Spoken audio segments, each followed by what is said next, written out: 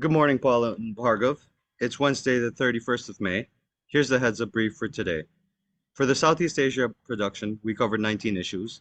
In North Asia, we covered 7. And for Australasia and the Pacific Islands, we covered 8. In South Asia, we covered 16 issues, plus the major issues in Europe, Middle East, and Africa. Okay, excellent. Go ahead, Uday. Thank you. Hi, Bhargav. So, regarding the political tensions in Thailand, the Move Forward Party-led coalition met yesterday, and they announced that they will form committees for government transition. The issue regarding the House Speaker remains unresolved, and they will meet for this matter on the 6th of June. The Pheu Thai Party and the Move Forward Party are both adamant that they want to control the position, and this has been adding to concerns that the coalition will break. Yes, and I think there's another dynamic there that we perhaps didn't cover in today's production, and that is that the power for money factor behind the Pheu Thai Party, particularly behind anything linked to tax, and adds another degree of complexity. I think Kun Peter, the leader of the Move Forward Party, he's a very rational, dynamic, and well-meaning man. How long he can stay like that in the landscape of Thailand is, of course, a factor, and also the powers to be ultimately believe they have ultimate power. So whether they can use this as an opportunity to bring about positive change, they'll be very keen to potentially engage with him, but only if they can separate him away from what they see as a real threat to the monarchy, more so than the discussions he's making from Peter. I think he's doing some fairly rational stuff that they may be able to accept, but they know behind that is lurking Thaksin, who does see himself as not calling himself the monarchy, but acting like one without having to be accountable. So there's some real dynamics there. There's a lot of complex politics to come in the forming of the coalition, in the position of the 200 military appointed senators. So it's not as clear cut as everybody thinks, as you pointed out in today's production for clients. Thank you. Right, Paul. Moving over to Indonesia, there's a bit of political controversy brewing after the Indonesian Democratic Party of Struggle, led by Megawati, has been pushing to implement a closed proportional election system. In this system, the public votes for parties and not candidates. The candidates are independently chosen by the parties. Yesterday, 8 political parties, excluding the PDIP, held a press conference to reject any such changes to the system. Well, one has to admire Megawati's ability to cling on to power for her own personal gain. It's quite uncanny how she has absolutely no scruples in respecting the democracy or the constitution. Every move she makes is for her own wealth, and any interest she has in power has nothing to do with the betterment of Indonesia. It's purely about herself. It is most unfortunate that she continues to have power despite being beaten at every turn, but her ability to manipulate every corner of hidden corruption to the advantage of a few greedy people is what feeds that power, where she's seen as a power maker for people to make money. It's a horrific abuse of the Indonesian democracy.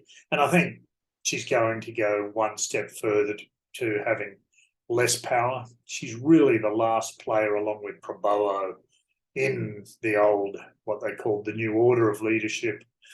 But fundamentally, she's just failing to respect the democracy. She's failing to respect the constitution, the people of Indonesia, and ultimately, like most of the greedy new order before her, she's slowly going to have to let go. The fact that she stayed on for 20 years, you'd certainly want a batting at number 8 for you in your test team.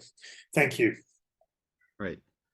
In Papua, Indonesia, the West Papua National Liberation Army has claimed that it has shot 7 security personnel in Induga in various clashes since the 27th of May. This has not been confirmed yet. Meanwhile, the Indonesian National Armed Forces have not made progress on the New Zealand pilot's kidnapping, which is entering its 5th month. Yeah, it just sums up the security situation there. So I guess it's now just exceeding Mapanuma, the last major kidnapping, which I think was early 96, was it? It went for a similar period of time. The Mapanuma operation involved special forces crashing a helicopter in their rehearsals and killing a few of their soldiers on board. The real problem with the Indonesian security forces is, one, their motivation is to help finance their budgets, which don't come from the government and meet all the political agendas of the thousands of people trying to use them for skullduggery. And then the second thing is, you've just got so many Indonesian security force cultures. It's not one armed forces other than in name alone, but you've got the Marines, you've got the BRIMOB, you've got the Army, you've got the Kopassus, you've got Kostrad, and it goes on and on and on. And whenever you have something like this, you've got competing cultures, you've got competing leaders looking for medals for what ultimately is a medal for a botched incompetency, but it's how they seek medals just by being there and talking as opposed to there and conducting operations. So it's a really sad situation, of course, for Mr. Mertens.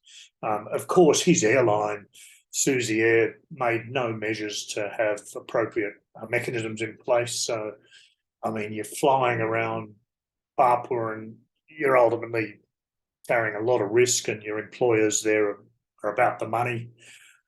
They're all borderline commercial operators. They don't have kidnap and ransom experts or insurance. And of course, in our case, they rang us having been spoken to for 2 or 3 years about the risks they're taking and didn't want to spend any money. And then they want you to do a miracle rescue while there's more military crawling around there than cats in a rubbish tip. So it's sad to see, but ultimately Suzy Air has to accept a lot of vicarious liability. But being in Indonesia, that doesn't really mean anything. There's no culpability on them from an implementation perspective. Thanks, Uday. And lastly, in Timor-Leste, the Democratic Party yesterday met with the National Congress for Timorese Reconstruction to discuss the coalition formation. Together, they have 37 seats out of the 65-seat parliament. Yes, and I think it's inevitable they're going to form a coalition, and it's going to give a really good, clear governance. I mean, I was fortunate enough to be in Timor for the lead up to the election on election day. It's wonderful to see now they've had several elections where ultimately this was even more quiet than the previous ones. Fundamentally, the democracy is really embedding in the psyche of the people. They realise you can just vote, you don't have to commit mindless barbaric violence. So Timor-Leste has really got a good platform to move forward. It's got a horrible issue pending in terms of the lack of finances coming in. As Bayuundan oil resource pitters out, which is due to finish this month or next month, then what's been supplying 90% of their gross domestic product is no longer there. And of course, the Greater Sunrise, which is the next resource, has been bogged down in technical differences and nationalistic agendas and Western companies and geopolitical wrangling. So they're going to have at least 7 years of no real revenue spread. The other major concern is the petroleum fund, which was supposed to be popped into an account, and so the country could meet this contingency by living off the interest to supply the budget. Of course, the capital got spent by progressive populist governments.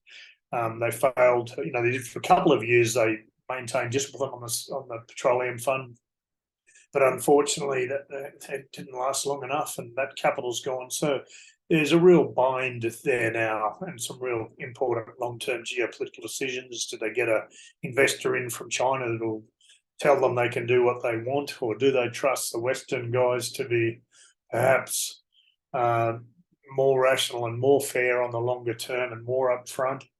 So that's a tough one. But the mere fact that they're going to have Horta as the president, Janana Gusmao with a fairly strong majority and only one coalition partner, it enables Timor-Leste to get back to the business of doing business. The last few years of government has been nothing but an empty waffle and talk, so it's good to see them go, and hopefully this current team, albeit an ageing team, can get the country back on track after a few years of very sustained marching on the spot. Thanks, Uday.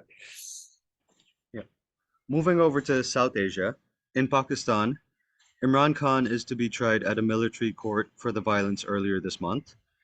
Several of his top party officials and even supporters have jumped ship, and he's pretty much isolated at this point. That is interesting, Uday. This is going in the direction in the direction that we were discussing in the last couple of weeks, and the military has been even better than what we had expected. They've cracked the whip in such a way that Imran Khan lost his top leadership, and now they are getting rid of their primary threat. And it reiterates the fact that in Pakistan, you can't play around with the power and military. Okay, the military is primary custodian of the central power in the country. Yeah. And in India, the Samukya Kisan Morcha announced that it will hold nationwide demonstrations tomorrow in solidarity with the protesting wrestlers in New Delhi. The Samukya Kisan Morcha is a collective of farmers' organizations. See, the former organizations may not have anything to do with the wrestlers themselves primarily. Wrestling is linked to the farming community in general, but the whole fiasco is basically an embarrassment at an international level. The wrestlers have been fantastic at the Olympic level competitions. They have won medals, and the political arrogance of the ruling party in the center, that is BJP, is such that they're a little too busy losing state level elections and conducting road shows blocking the cities than actually dealing with true concerns of Olympic medal winners, and that's basically an embarrassment, if you ask me. Yeah. Moving over to Europe, Middle East, and Africa. NATO yesterday announced that it will deploy 700 additional troops in northern Kosovo. This is after the clashes that occurred yesterday. The deployment comes amidst rising tensions between the Serbian minority and ethnic Albanians in the region. I do not anticipate a de-escalation by increasing deployment. I see this as lack of circumspection on NATO's front, and NATO has been quite arrogant in its stance in the Balkan region. And you see such escalation in Balkan region in the past couple of years as well. We have reported it actively, and we'll have to see how the Serbian government responds to such an escalation in deployment. Right. And lastly, the Russian Defense Ministry said that yesterday it shot down 8 Ukrainian drones over the capital, Moscow. This is near an area where President Vladimir Putin and other high-profile leaders and Russian oligarchs stay. 2 people were injured by the falling debris. This is the second notable attack in Moscow after one near the Kremlin. If the Ukrainians are behind this, this is going to make things worse for them with increased airstrikes on their key positions, including Kiev. I do not see this deterring Russia in any way. I think it's very interesting, Bhargav and Uday. I think that it's clear that one of the aims now is to